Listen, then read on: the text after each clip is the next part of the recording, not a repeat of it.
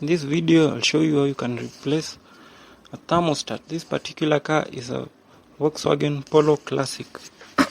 In this car the thermostat sits right next to the distributor. Now first up we need to remove those two screws, the top one and the bottom one. Like you can see, I've already removed them. Here's the thermostat, pretty new, but I'll just remove it for demonstration purposes. There is the flange that covers it. This O-ring normally comes with the thermostat, very easy to place. It provides a good seal there to ensure coolant doesn't leak out. Now before we put everything back, ensure this socket is clean. Clean it there with a rag. And that flange too. Ensure the O-ring is clean. Now here's the thermostat. It's very easy to know how it goes. That pin goes into that small hole there, like so. Alternatively, you can put it in that socket.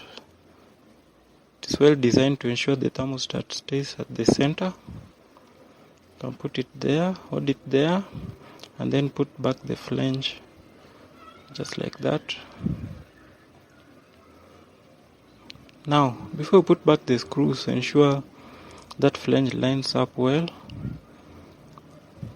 This is a good indication that the thermostat is well seated and the O-ring fits well. You also have to be very careful to not strip those threads because they strip very easily. This is plastic, but just in case you do strip them, you can use a 10mm bolt there and torque it down. It will hold very well.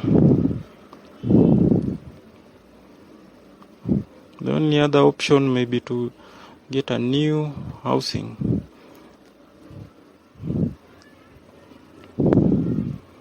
A complete housing that holds the coolant temperature sensor, the thermostat and everything else. But just to get you through to the next service, you can use a 10mm bolt there. It will hold without any issues. So now, torque down the screws. Have to do it uniformly, alternate between the top one and the lower one, like so, to ensure that flange sits properly. You want it to sit evenly. So torque them down bit by bit, alternating. Okay, there it is. So next now, we fill the car with coolant, let it idle to operating temperature, then we check for leaks, especially that region where you have the thermostat.